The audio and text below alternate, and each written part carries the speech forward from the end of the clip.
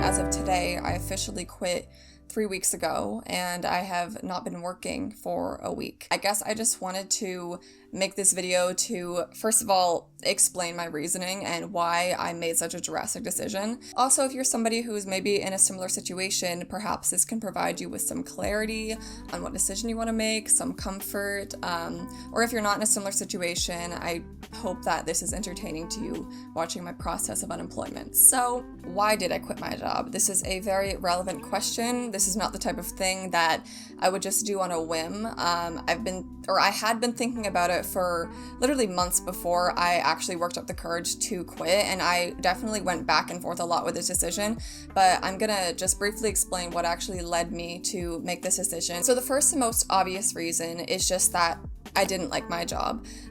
Long term, I want to be working in a creative field, and I was working in the insurance industry.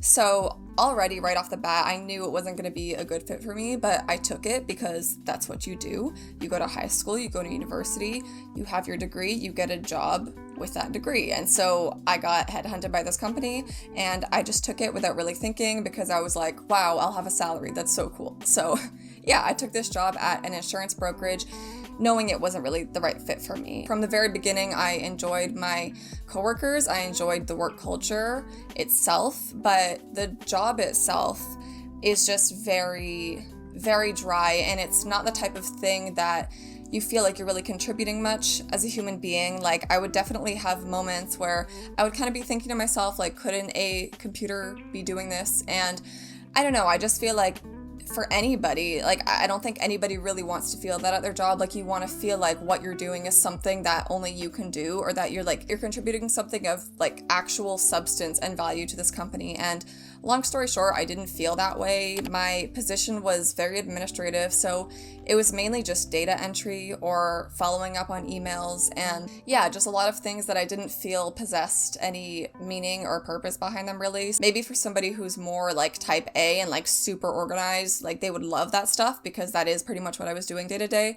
But for me, I just felt I couldn't really pinpoint, like, why am I doing this? So already that's like a huge thing that I believe it should be at the core of what you're doing, is having some level of purpose, or like knowing why you're doing what you're doing.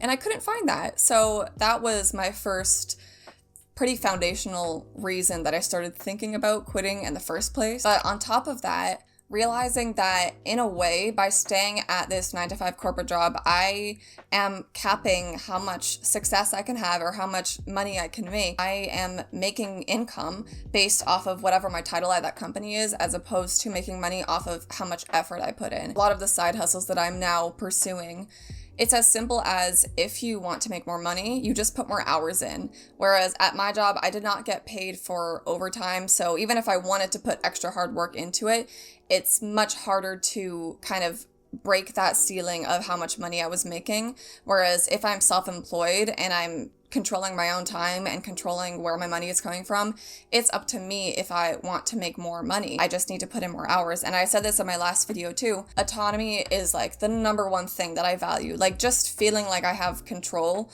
over my life, just control over myself as a human, because I believe humans should be fundamentally free, even though we're not really. But I believe that we should be. And so that's like the number one value I hold over everything. So it is much easier to motivate myself to even go walk somebody's dog or organize somebody's closet for some money, because I know that I'm controlling those decisions. I'm controlling my time and where my money comes from.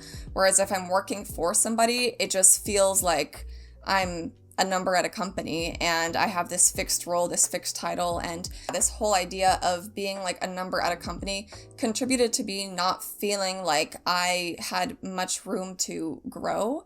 Whereas if I'm out of that structure, I choose which direction I grow in, and I choose how much I grow, if that makes sense. And just briefly expanding on this point of feeling trapped, which is something that I would imagine a lot of people working in corporate or whatever, any traditional paths that people take, I'd imagine a lot of people have some level of feeling kind of trapped in that or obligated to be doing that because that's like the only socially acceptable thing to do, really. And I started thinking about that more, and I recently watched a video on it actually.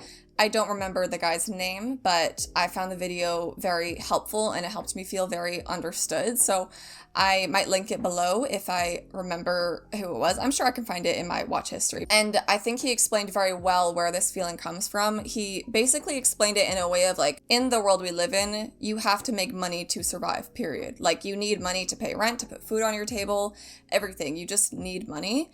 And obviously that is just fundamentally how things work, and I'm not saying there's anything wrong with that. It's just kind of crazy when you think about the fact that like I didn't ask to be born, and yet when you're born, you already fundamentally have to function by these contracts, you could say, or these obligations to make money. And then because of how things have developed, we all feel obligated not only to make money, which is a given, but to do it in a specific way, which is seen as the safest option, or what we call the traditional path, like either being a doctor, a lawyer, an architect, something that sounds really good like that. And if you're not doing that, you have to be in business or working in corporate, doing a 9-to-5 in some form. Like there are very few things that are seen as completely stable and respectable. And what I really don't like about that is that it makes you feel crazy, pretty much, or very naive and idealistic to think about the concept of making money in any other way than this corporate lifestyle or this traditional lifestyle. For a lot of people,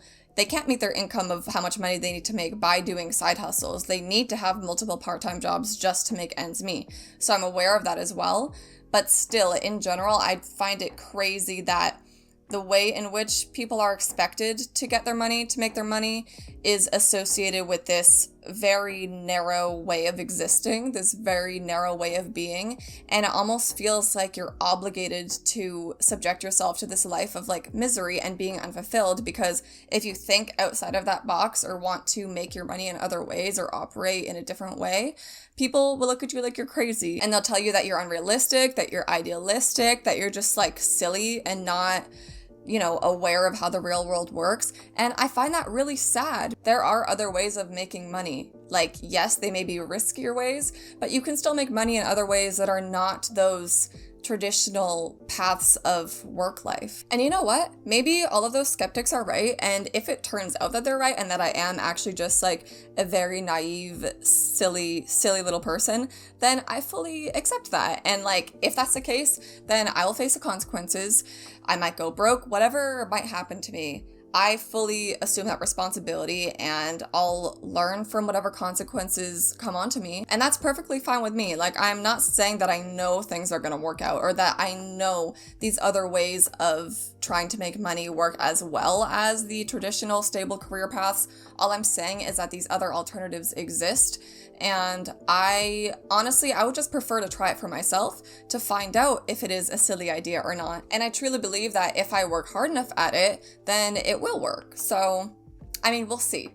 We'll see. I'm going to keep you updated on my whole journey of being unemployed, and we'll see if it actually works, but I have faith that it will. Another huge reason, and one of the biggest things that I think drove me to actually make the decision to quit, was literally just how I was feeling day to day. Yeah, I think this is something a lot of people will be able to resonate with. Just this feeling of being so drained day to day, just like having any life force sucked out of you, any energy, any willpower, any motivation, any joy for life. Like, that sounds very depressing, but I know for me, that's how this job made me feel. Like, walking into that office every day or logging on at my laptop at home, whatever, but especially when I was in the office and sitting in my cubicle in front of these two monitors all day long with the sounds of like typing and people in dress shoes walking by, like it was just for me a very anxiety inducing environment. And even when I was working at home, I just felt like I have all of my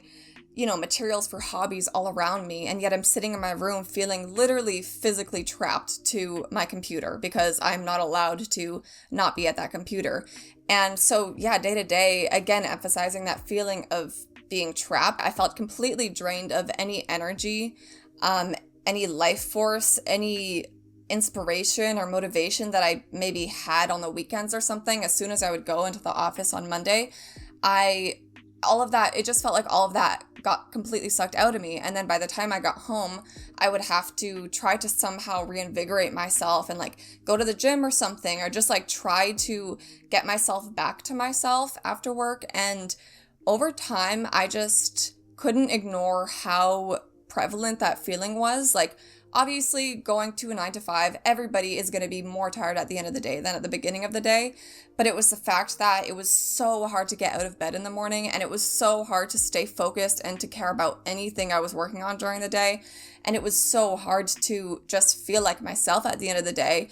And I would just feel like a shell of a human after work. And as more and more time went on, I felt more and more like that. It's making me almost want to cry just thinking about it, because it's like, I did not think I was going to cry in this video. This was not planned. But yeah, genuinely, like, I just had to pretend to be okay. I wasn't excited to see my friends. I started getting more in an anxious mindset to see my friends. Like, back when I struggled with social anxiety more, I would just feel like I can't afford to expend any energy socializing because I already have no energy within myself. I spent a lot of time in my cubicle just literally staring at the screen, like dissociating, spacing out. I could go on and on describing how awful it was, but I was just not in a good mind space, and I felt myself returning to what I would consider the lowest version of myself, where I'm just completely not having any excitement for life at all. And at the end of the day, I think most of us can agree that the reason for living is to experience things, to enjoy your life, because what else is the point? If you're making a bunch of money but you don't enjoy your life, then what is the point? So yeah, that is a massive thing that made me get to this point. I was like, yes, I have a stable income and I have that stability and I can be putting money into savings, whatever, all of these good things. But none of that really mattered at all to me, because I didn't feel like I was living, period. Like, I felt like I was just treading water and surviving. So none of that mattered at all. Okay, so now that I've stopped crying, maybe we can lighten the mood a little bit. The last reason that I made this decision, and honestly, this was probably like the final straw, because I feel like this came to me at the exact time that I needed it, is when I was really like on the fence of like, should I quit? Should I not quit? And I've been watching the Diary of a CEO podcast a lot by Stephen Bartlett. If you don't know who he is, he's on Dragon's Den. He's like a millionaire, very successful businessman. But he is also a self-proclaimed like pro quitter. Like, he got expelled from high school, dropped out of college, quit a bunch of businesses that he started. And he, in the podcast that I recently watched, argued that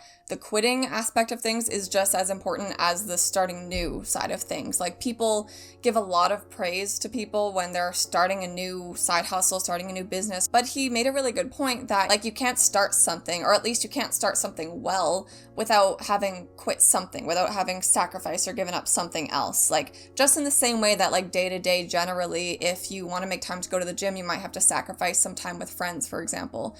It's like the same type of mentality. Like, in order to start something new, you need to quit something, and that's like the basis of his idea. Even though it's a very simple concept, I was mind blown when I heard this, and I think I just felt very understood when he said that, because I definitely also internalized this idea that like quitting is bad. Like, if you're a kid and you're doing gymnastics, for example, and you tell your parents like, I just don't like this isn't for me, I don't want to do it anymore, I feel like 9 times out of 10 that parent will say like, no, you should stick it through and just like give it a few more weeks to see if it's for you. And part of me, like, I do think there's a lot of value to like sticking through something. Like, for example, my 4-year degree at university, there were a lot of low moments that I thought, well, like, the thought crossed my mind of dropping out. I never actually seriously considered it, but like the thought crossed my mind, but I stayed in it. And at the end of those 4 years, I am very proud of myself that I did that. So I do see the value to that, but that doesn't mean there isn't value in also quitting. Like, sometimes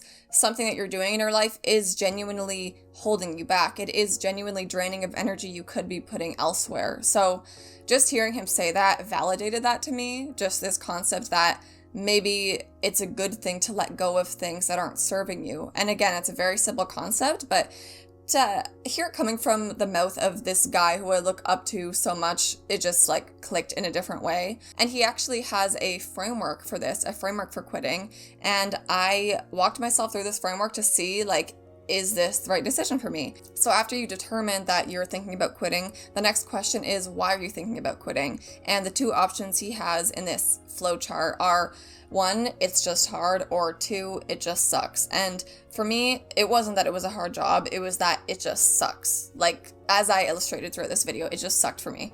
The next question is, do you believe you can make it not suck? And for me, the answer was no, which in this flowchart already determines you should quit, according to him.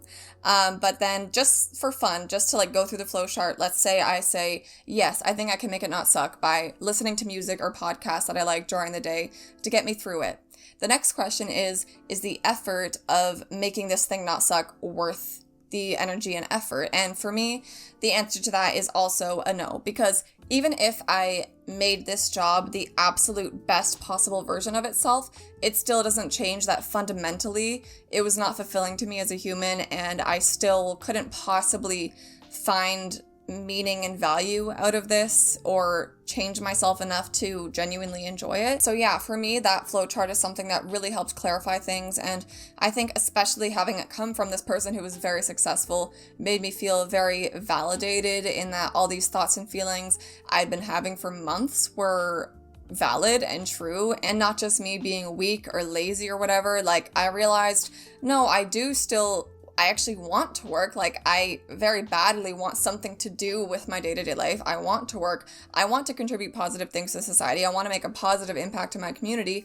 It's just that I don't want to do it through insurance. So going through this whole process of all the reasons for quitting, balancing the pros and cons, going through this flowchart, all of that, it was very clear to me that this decision made sense for me. So yeah, that's kind of how I got to the point of walking into my manager's office and handing in my resignation letter. And if you're somebody in a similar situation, maybe some of these points in this section could help clarify if it's the right decision for you or not. And obviously also a huge factor that I considered is like the financial and stability aspect of things. So I'm lucky that I'm still living at home and I am paying rent to my dad, but it is much less than I would be paying in another place. So I do still have expenses and I pay for my own groceries and stuff like that. But just living at home and knowing that I have the support of my parents already helps a lot. And I also do have some savings, and yeah, I don't have a mortgage, I don't have children. Like, generally I'm in a place where I can afford to be doing this, like, financially and in terms of how many responsibilities and commitments I have. So obviously that is a real world materialistic thing that one must consider. So that also was something I thought about and I weighed in my head, and I was like, yeah, I think it's worth the risk. So yeah, that's kind of how I got to the point of handing in my resignation letter to my manager.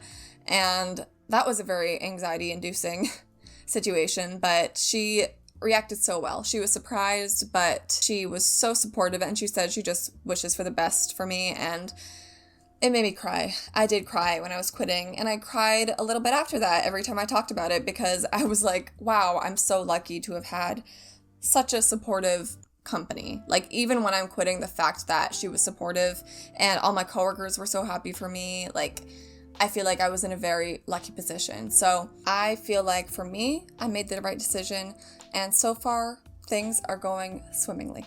And I will keep you updated. I want to document this whole journey of being unemployed.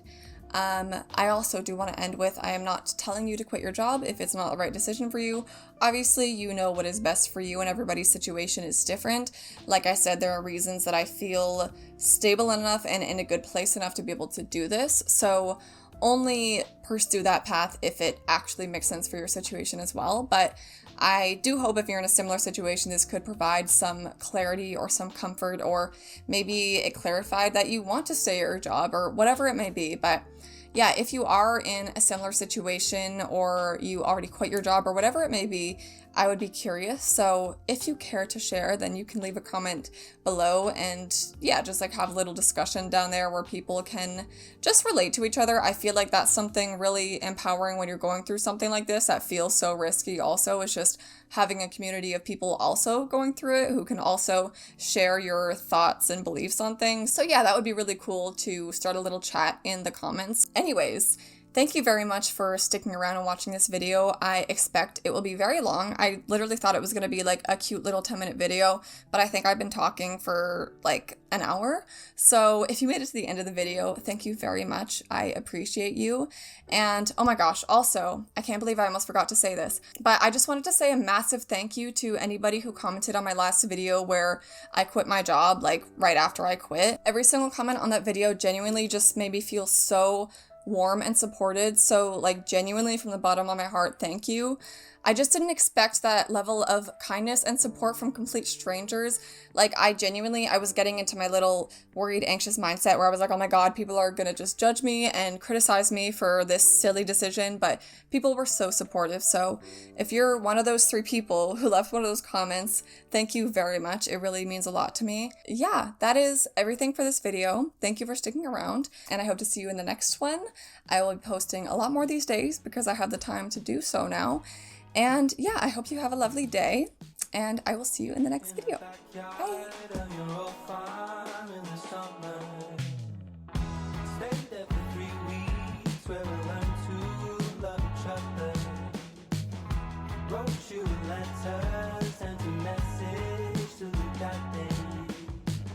Skip to the present.